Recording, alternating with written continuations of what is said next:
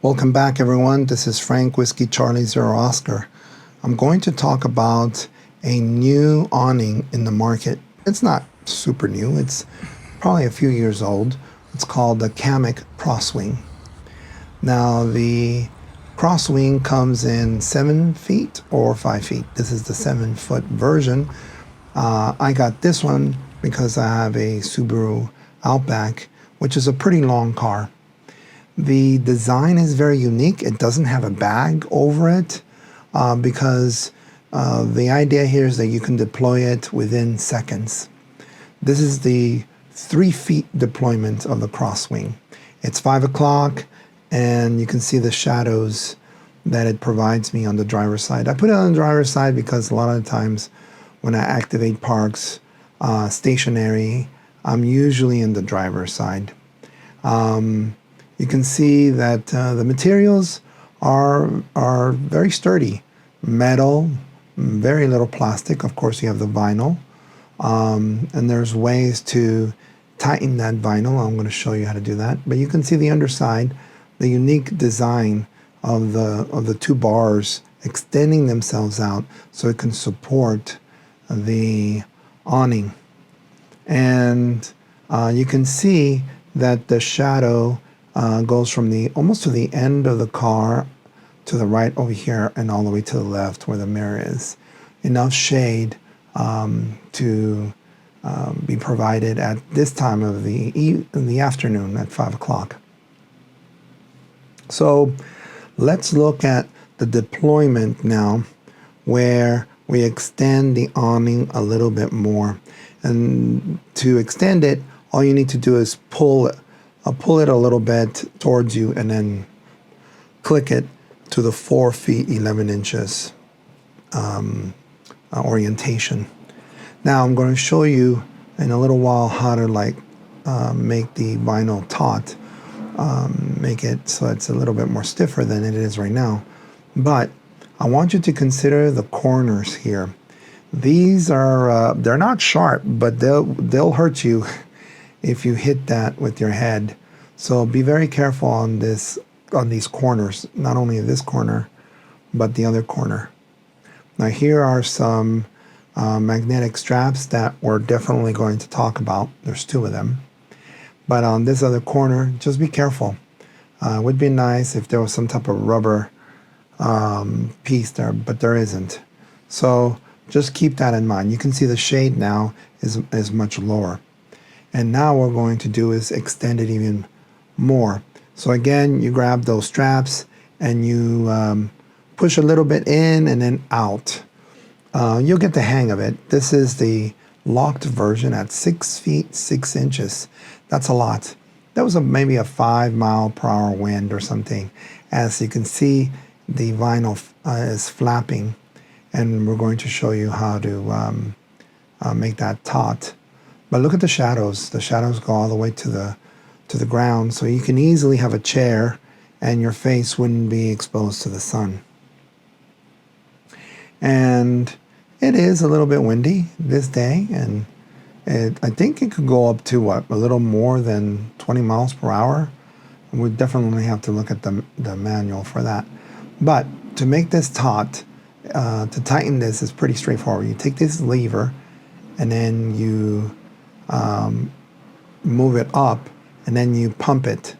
And what it's doing is it's rolling the vinyl and making it more taut until it's nice and stiff. Don't overdo it, of course, because then you might break it. And you can see there, it's perfect. And then what happens is the lever goes into a locked position.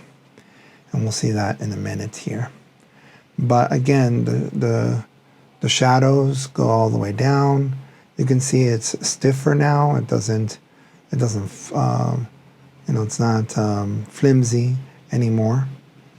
And you can see there's no bars to support the ends. So the deployment of this is very, very easy. And this is one of the selling points of this awning. Although this awning is not inexpensive. So when you, the 7-foot one is, I think it's about $1,100. Is it worth it? I think it is, based on how many times I'm going to deploy this, and it looks really straightforward and easy to do. You can see that you can change the speeds by using the side, taking off those side panels, and you can put a new vinyl cover on this if you have to. It's a 2-year warranty actually when you purchase this. Now, let's put it back into its place. The lever, you gotta push it all the way down, because in the middle is locked, and then the bottom it's unlocked. So now that it's unlocked, we can push the vinyl in. So what you do is you grab those straps that you'll see right now. You grab them, and you should use both hands. Grab them, pull it towards you, and then slowly roll it back in. Because if you do it with one hand, or you do it too fast, then it won't roll very nicely and it won't fit evenly. These sides won't fit as evenly as they are right now. That was my first time doing it, and it came okay. Then you move the lever, and you scroll it up so you can tighten it, and then put it in the lock position. And there it is, lock position. Warning, always lock lever and snaps before driving, because you don't want this to be flapping around. And these are these magnetic straps. Here, no pull, the snaps are magnetic. These pull snaps are magnetic for safety. Always fully lock snaps before driving, and then press out to release. What that means is these magnetic these snaps, or these straps, they have magnets on it, and you can barely see that right here, but there's a strap right there, and it has a knob, and then what it does is it'll snap into the awning. This you can see a little bit better. There's the magnet on the strap, and then you just place it in there. Now, if you don't place it right, you can just easily pop it. So you got to place it right, and you'll hear it click maybe twice or something. But you'll definitely won't be able to get them off, and don't, because then you'll ruin your strap or maybe even the setup. So you need to slide it over to the right. The other strap, you need to slide it to the left. So that's a little bit inconvenient, but I think you'll get a sense. Definitely, it's something that you need to be aware of when you're putting this together. Okay, then what we want to look at is the crossbars. This is the crossbar set from Thule, the Aero Extended. These you do not get with the car. You have to buy them separately. And you can get them sometimes less expensive with coupons at the dealers. Look at the gap. You see this? The awning and the crossbars, they're not on top of each other. They're above. The awning is above. And that's because the mounting bracket allows you to lift the awning. I thought it wouldn't, but it did, but it does. And unfortunately, these crossbars, they have these rubber gaskets that go on top, because this is where you would slide in accessories.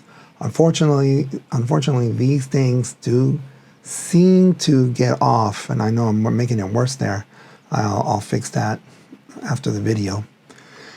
You can see that there's arrows pointing towards the engine. It's supposed to be like that, because if the wind comes in and if those rubber gaskets are not there, it makes such a big noise, and it's very annoying.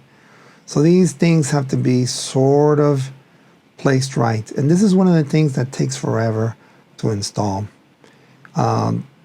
It came from UPS. It's about 50 pounds. It's very heavy, and you should have someone to help you. In this case, my girlfriend did help me, and also filmed this for me.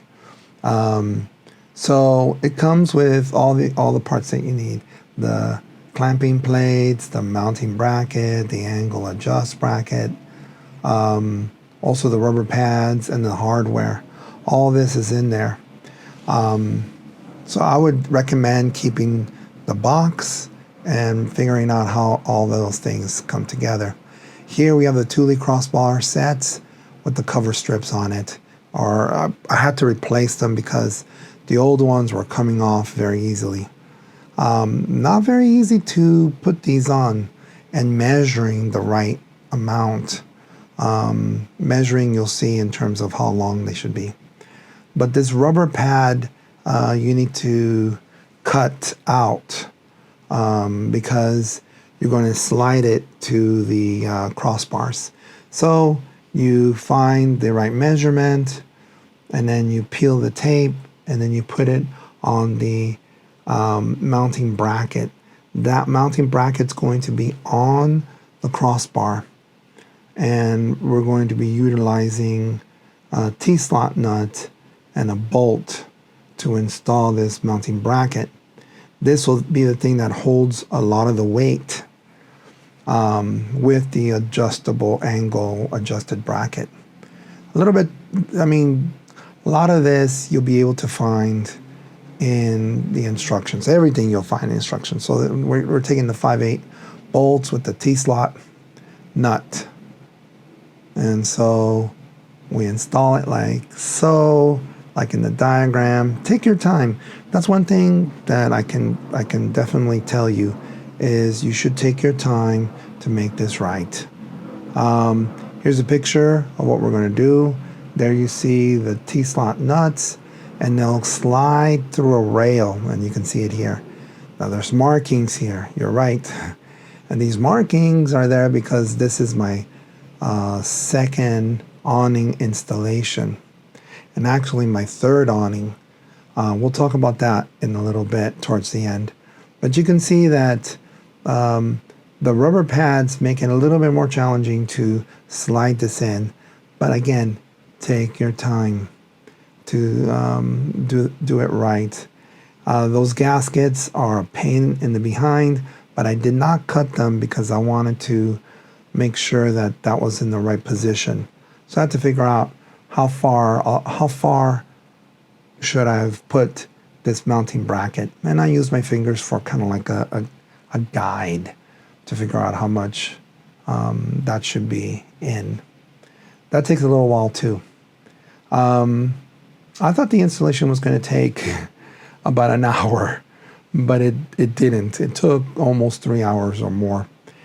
So right here you see I have a T40 torque socket with wrench. Saved me a lot of time than the traditional way of doing this, where you have a bunch of torques and then it comes in a handle. It's better, for me it was much easier to utilize this because you just especially the long bar for the torques, it's much easier to ratchet. Then so that bracket is sort of in place. Didn't tighten it all the way, and then I started to cut these strips. I did a bad job there because I cut slowly. I was cutting like paper. You should cut it in one slice, just at the far end of the scissors, choom, so that you won't get a jaggedy edge. Right there I didn't cut it right, but I'll cut another piece and I'll do it slowly until I get it right. It's not perfect, but good enough. Well, there it is. There's the other tool. Now, this is the 1" 5/8 bolt that with the washer. It doesn't have the washer because I forgot. But here you can see that I'm screwing this on. This is also available in the hardware. Do not over tighten this. The more you tighten on this, the more likely you won't be able to put the angle adjust bracket on it. So do your best. So, all of a sudden it's night because I'm adjusting, I'm figuring out, what is it that I want to do with the rubber gaskets. So I put some in the front as well, as you can see there. Little things like that make a difference, especially sometimes when you have grooves like this and you go on the freeway, you might find it to be really noisy. So I tried my best putting these on, and sure enough, I think overall you do your best. Then again, I try to measure, kind of like try to measure with my fingers. Yes, you can use a ruler or a tape measure, but I was trying to make it so that it had this very same symmetry.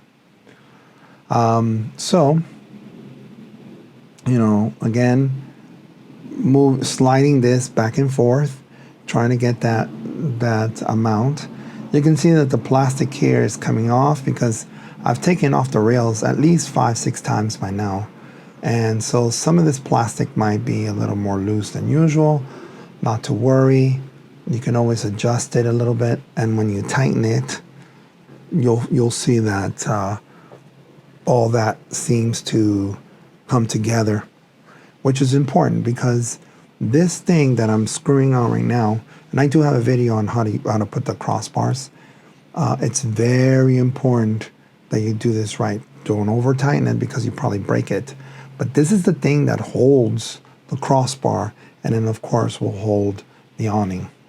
And so depending on your situation and what you have, it's going to take a little while for you to figure out how to put this. So here I'm tightening this up very nicely. I'm making sure that I don't over tighten, and you can see it's really in there. It's not going to go anywhere.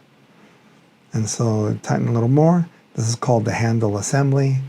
You figure out a way to just slide it in, boom, and don't forget to lock it when it's all done. I don't have the movie on this, but the angle adjust bracket, you use some screws again and the T-slots, and what you're going to do with these is that you're going to put it on the awning. And I didn't film this because by the time I was doing this, I was a little bit tired, but here you slide it into the awning, try to measure the distance, and then you slide this in. You lift it up, and because you have these brackets, you can just slot it in there, and then you will screw it on the bottom. I know, it's too bad I didn't film it. And then when it's there, you can move it around a little bit, try to figure out if you want to move the awning forward or backwards. You'll see in a little bit. You might need 2 people to put this because this is 7 feet long, and you don't want to break or scratch your car. So this whole idea that it's a simple installation, it is if you do it many times. And there you go. Now on here, what I'm trying to do is on the angle adjust bracket, I'm trying to tighten it. A little bit hard when you can't see, but I was able to do it. And then don't over tighten, you might break something. That's number one thing that you should think about when you're doing this. Okay, then you can see here, I can't open that. This is nice and tight. You can see the angle bracket right there, and the adjust angle bracket. There's the mounting bracket with the 2 screws. The screw on the bottom, that holds the awning going up and down, okay, while the screws on the angle adjust bracket, which we'll see in a minute right there, those are the ones that don't make it go left and right. So these 2, the bottom screw right there is the one that you use to tighten this. Sorry that those videos didn't come out. On YouTube, there are a few videos that show you how to tighten this.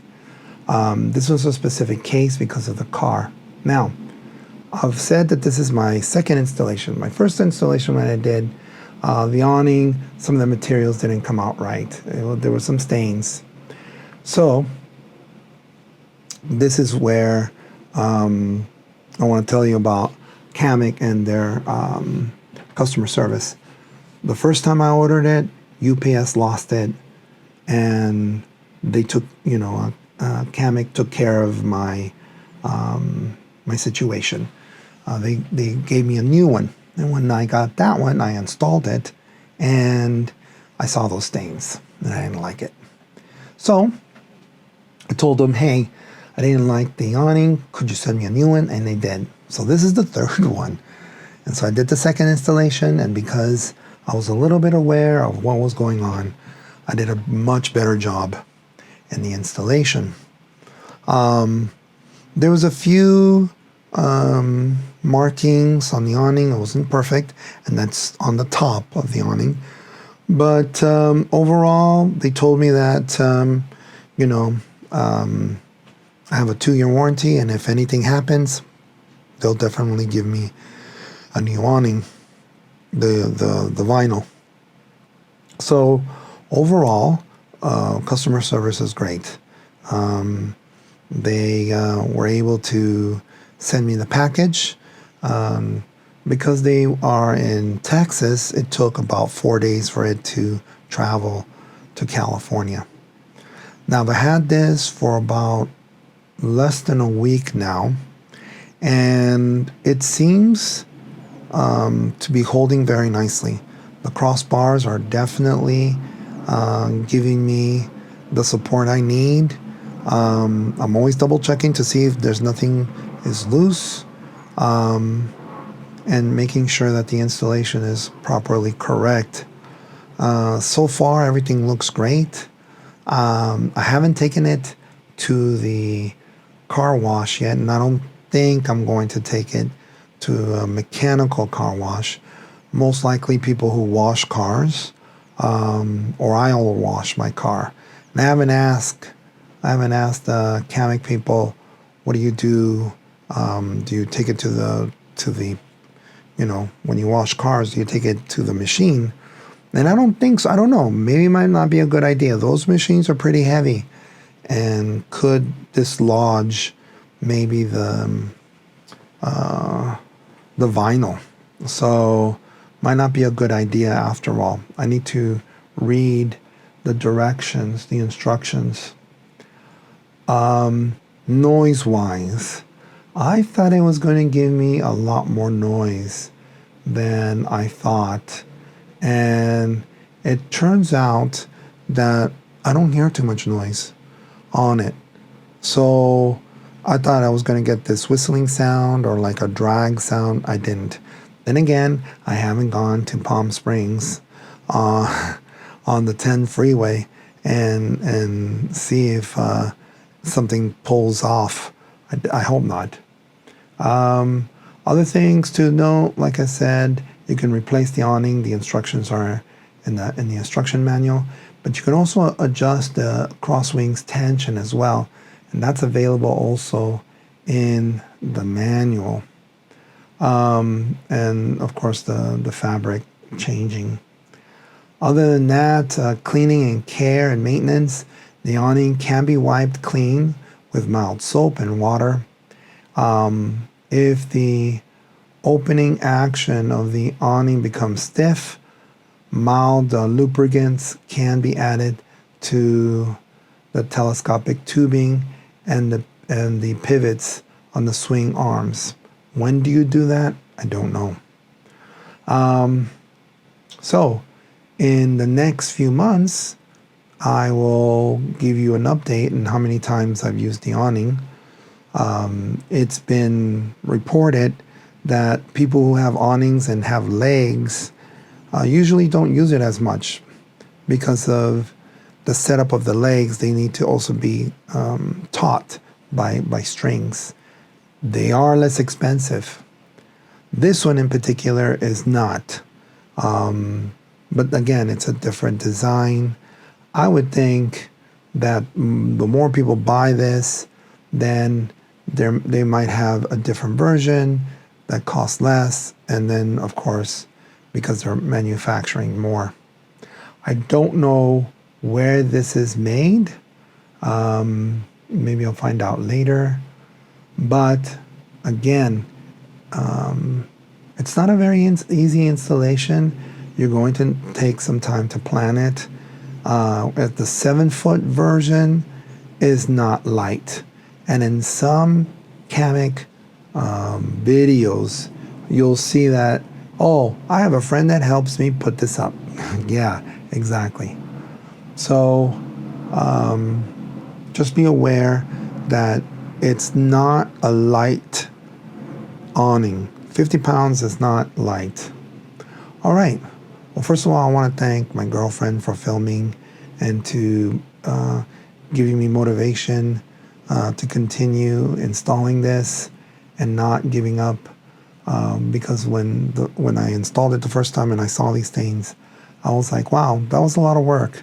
And Kammok was very nice to give me a new one. So if you have any questions, put those on the comment section, and if you have one, please tell us how you like it. This is Frank Whiskey Charlie 0 Oscar.